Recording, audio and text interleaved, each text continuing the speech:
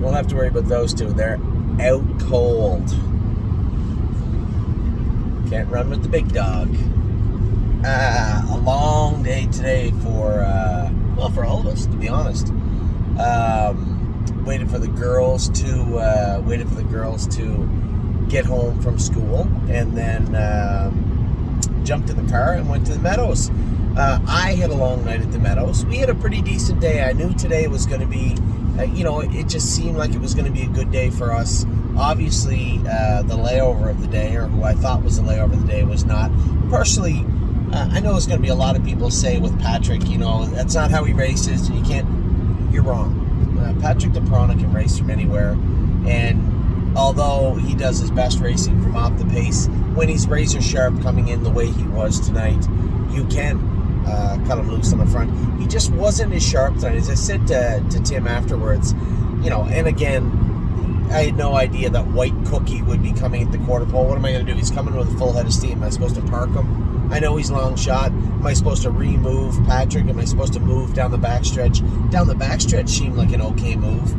He just didn't seem as sharp. And that was the whole post-parade. To be honest, he felt agitated. And I know he throws his head and stuff, and everybody says, oh, that's when he's good. Yes and no. Patrick was his very best when he won in 48-4, 3 starts ago. And aggressive. You had to kind of coax him off the gate. And tonight, he just seemed angry in the post-parade. And then as we went to Gweta there, he's 2 fingers. Usually he's like grabby, and, you can seesaw him back and settle him in behind everybody. And then he'll relax and follow a helmet. But tonight he just felt blah. I looked left at the gate. I'm worried about, I don't want to just blatantly say I'm going to follow Dave Palone. What if his horse is no good and we end up getting jammed up and I'm 3 or 4 lengths off and I got to move him 3 wide in the last turn? I don't really want to do that. I'm the best horse in the race. I want to be on the front or very close to the front. When I crossed over to the lead in the first turn, 27-3 is, a walk in the park in that class. You're almost there 28 in the open pace. Where, it wouldn't be anything for them to be over there 26-1, 26-2 every night.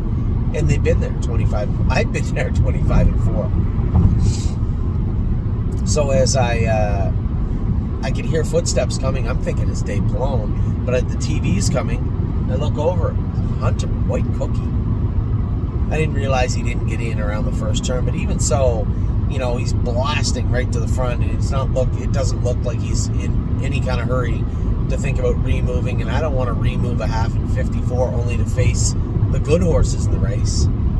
My only move down the backstretch would have been to come out of the 2-hole, which I could have done very easily. But I can see in the TV what's going on. Chris Lems is going to be first over at Double Medal. I've driven Double Medal. Very, very nice horse. Maybe dawdles a bit in the third quarter. Maybe dawdles a bit first over. I'm thinking, I was going to say bad. He's not a bad horse. He went at 52 starts ago. But the White Cookie horse, off these fractions, off this trip, and again, I don't know, he's out in the first turn. I just thought he came with a full head of steam. He should be able to take me to the head of the lane. Jeremy Indoff's horse is not very good. He's second over. He's going to be second over. So now you have sand between my toes, or in behind me, and Dave Palone is now 6th. Go ahead, White Cookie. Go ahead. I'm still looking to race Patrick easy. Right? He's got lots of racing in front of him. I'm thinking I'm in a great spot. Getting into the last turn, I'm like, this Cookie horse is going to take me to the head of the lane. I'm trying to fish my way out. There's not a ton of room, but usually at this point, Patrick can almost get you in trouble. Like, he gets really bully. He wants to get at them. He wants to race. He didn't feel that way tonight. He wasn't bad. As we pulled up, I'm mad, but he had enough room to run down Jeremy Indoff, no problem, and he didn't quite do it. So I pull up, and I said to Tim, it's on me, but quite frankly, he wasn't awesome tonight. And Tim's probably thinking the same thing you were. He doesn't race him on the front. He's won on the front before. In fact, he's gone a couple of big miles on the front in Plain Ridge. And he's a good horse. Good horses can race from anywhere. Just when you saw James's race, or Mark's race last week, 2 weeks ago, and that's the other thing, he's off 2 weeks. So Mark's race 2 weeks ago, take him to the back and follow, and now there's no Rising Sunshine in there, Rising, whatever the hell its name is. But You can't just blatantly in a short field take back to 6th every week. Nor do we have to. He just wasn't on the top of his game tonight. As I said to Tim, it's not the end of the world. It's an 8-year-old horse. You can't ask him to come out swinging every night. He's been good. He's been great. And he'll race next week. It's not the end of the world. And although I was a little disappointed with his race tonight, I'm sure he'll bounce back. He's a good horse. So Patrick De Piranha, the one that I thought was kind of a lock tonight in the class he was in, just goes to show you that's why we race the races. There's no lock in there. And I was having a great night. Aside from getting hung up in the start gate, getting set back. Other than that, I was having a good night. I had 2 wins going into our races. Now, the one horse I thought was short, and how is she going to be against H horses was Swinging Senorita. She was unbelievably good. That's the kind of race you want going into the stake races in Indiana. I did talk to Ron Burke, and I'm going to send her to Indiana with Ron Burke for the simple reason being she doesn't ship well. In a perfect world, I just send her down to Eric. Eric could race her out of the Red Mile, which we might do with Spitfire. It's been a contentious. I love the mix of our clients, right? It was the vast majority of our clients are like, I think we should race Spitfire in the Breeders' Crown Elimination because it really doesn't run over any stakes. But him racing the Breeders' Crown Elimination changes nothing. The final is the same night as at Pegasus. So yes, you could say we race him in the elimination. If you don't think he's got a shot, just race him in the Pegasus. Don't race him in the final. Now, I guess the argument is you're giving away starting fee money, which has got to be about $5,000 or so. And in comes the always conscientious and conservative Gregory de St. Anthony. I don't think he's warranted. The racing he's put on has been good, but I don't think it's warranted Breeders' Crown elimination material. You could be 100% right. It's a very good argument. You got a great argument. Could have used the money from the Liberty Bell to enter him in the Breeders' Crown. So our only options are to race him in an overnight at the Meadows, skip the Breeders' Crown elimination, go to the Pegasus, and go to the Erskine. Very plausible trip forward. I'll talk to Tim about that also. What does he fit next week? We're going to skip next week. He better damn well race. We're just skipping to skip the week and then race in the Pegasus. I'm not really down for that. I'll tell you I want to talk to is Scotty too, because he's going to be driving one of the favorites in classical tactical approach. It's although it is a tired division this time of year, it's a deep division. Tactical approach is coming off a very ground-saving victory in the Kentucky Futurity. So there's still some questions there. We can take the conservative approach, race on an overnight this week, race in the Pegasus on Breeders' Crown night, and then race in the Carl Erskine. Nothing wrong with that at all. Or we can go to the Breeders' Crown elimination next Saturday, enter him in that. Depending on how we feel about the elimination, we can race him in the Pegasus the next week or the Breeders' Crown final. And then go to the Carl Erskine. So 2 very different paths. One is a gamble, one is a conservative approach. 2 very different mindsets go into that. So I am going to think about that over the next couple of days. I know a lot of people saying, well, what do you think? What's your feeling? I don't know. I don't know yet. I'm going to ask Scotty his take on the division. Obviously, he's driving tactical approach, so. But he knows Spitfire, how good he was when he was good. He's good right now. The break was an anomaly. So I don't know. We'll see. Just give me one more 24-hour period to get through it. Actually, Scotty's up late all the time too. I might call him when I'm done this video. So let's get to the rest of the horses. Yo Mister raced this afternoon. I thought he raced good. Dason Snow Pig, nice horse, and he beat Yo Mister fair and square. But Yo Mister raced good to finish second. Happy with his performance. As I said, Patrick De Piranha. One, wasn't a bad race, and 2, blame me if you want. You want to say that was a bad drive and you put him in a bad spot, you'd be right. And there is part of me that says that was the wrong spot. I should have removed down the backstretch. But he wasn't as perfectly strong as he's been in the past. Probably should actually, now that I say that out loud, also, the scope just revealed a little bit of redness on his palate. I think he flipped his palate at some point in the last 72 hours. But I want to get a look at his blood too. Maybe there's something going on there also. He was good. He just wasn't Patrick good. So turn the page on him. There's lots of racing ahead for Patrick LaPrana. Swingy Senorita, I thought his race great this year at a number of junctures. Tonight, I believe, was one of her better miles. Those were aged horses. Those weren't stake horses. And the Swan horse might not be a killer, but he is to her. When you start racing 3-year-old fillies against aged colts and geldings, it is a massive jump in class. And what she did tonight was, come first over with a vengeance. Like she hated that horse and dug in right through the wire, being off 3 weeks. It was impressive. That was an impressive mile. One of her better miles of her life. Very happy with her. And then, as I said to Tim, Smoking Hot Irish Girl, I thought was sitting on a win. Last week, didn't do her best work on the front, but has never done her very best work on the front. She's been adequate. She's raced well on the front, but her best work has always come from behind. And we were lucky to get in the 2-hole. That horse made a break at the quarter pole. Would Colton have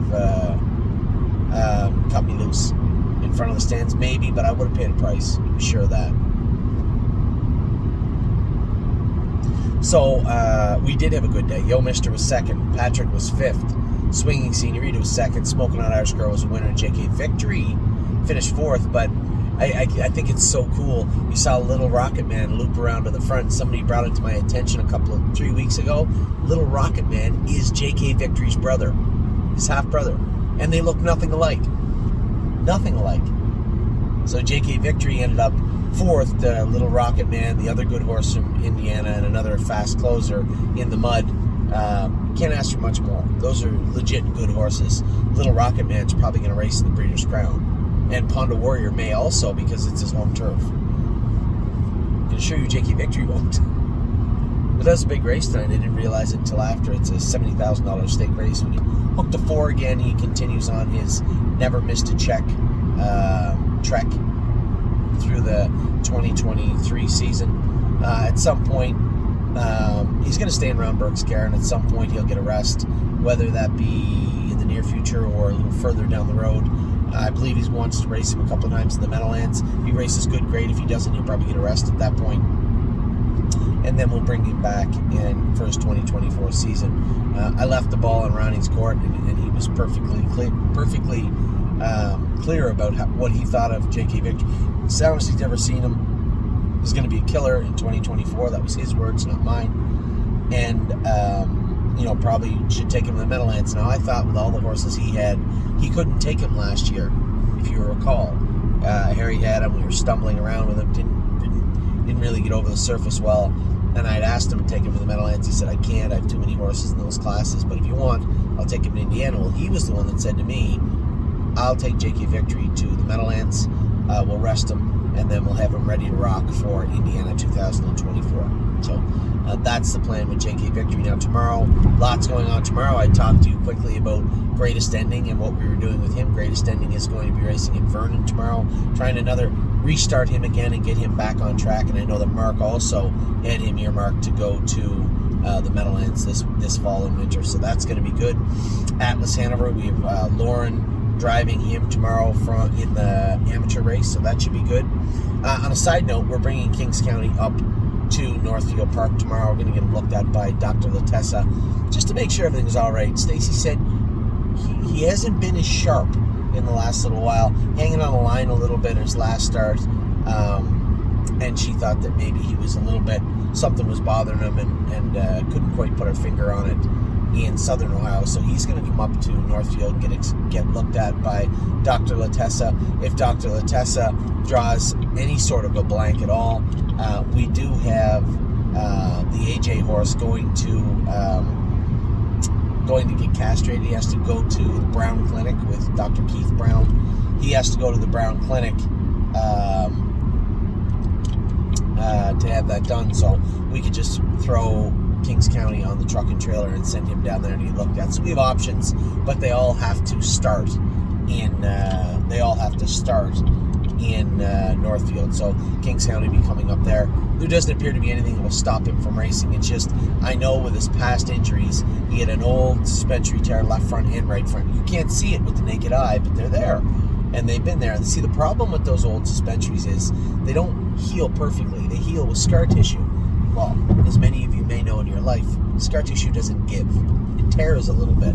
So if there's something going on with this horse that we can't see with the naked eye, get him under an ultrasound, look at it real close and say, okay, this is what is going on, this is what not is going on, this is what is not going on. This is my recommendation, and this is a prognosis moving forward. So Kings County, no issues that anybody saw on the track or off the track, but I do want to get him looked at by Dr. Latessa and or Dr. Keith Brown over the next week. So if we get the green light from him, he'll start back racing right away. Whether he goes back down with Stacy and races there, or races in the Meadows a couple of starts, or I was going to send him to Corbin. I didn't realize it was only a 1 month meet. So it's kind of a long way to send him to maybe race once or twice. So he may not end up there. But as I said to Stacy, I don't want him and Yo Mister tripping over one another. So what do we do moving forward? And that's a discussion for Stacy and Brad and I and everybody involved to have. Obviously, they've done so much good with Kings County. I certainly don't want to just say, well, we're going to move Kings County. That's not fair to them. So that's a discussion that we're going to have, a very open and frank conversation. And again, it will be all contingent on what Dr. Latessa and Dr. Brown have to say about Kings County. Normally, this wouldn't be a big deal, but just knowing the history of Kings County and knowing that even though you have little tears and they heal well and they never bother them, the horse will win in 51 on them, they're always there. They're always there, and you always have to be cognizant of that. And we're going to have a close look at him this week. Alibaba races for a lot of money, even at long odds. She's racing for 120 tomorrow at Hawthorne Racetrack in Chicago and Cicero, Illinois. So good luck to everybody and Mr. Eaton. Renegade Gypsy is in a good spot, it looks like, tomorrow. I think I saw this earlier. He's 3-1 tomorrow at Hoosier, so good luck to everybody there. And my only race is the last race. I have to wait till 11 o'clock at night to race tomorrow, and that'll be our girl, Think of Galaxies. She looks good in the barn. I saw her today. Very excited to race her. And then, of course, Sunday, I have to go to Corbin. Lauren's going to come down to Corbin with me because she is going to race two of her horses on her own. Then she's going to drive back by herself. I'm going to fly back Monday after Picker's race. That is super exciting. I can't wait. Or sorry, not Picker's race. Memory and Imagination's race. That's super exciting for Monday. Followed up by Monday, we'll also have White Tiger racing on Monday. So a great day today. You guys saw some reporting about Citra being retired. It was a proper thing, respectful thing for a classy horse like him. Also, a little update. We have repurchased Unbeatable Kemp.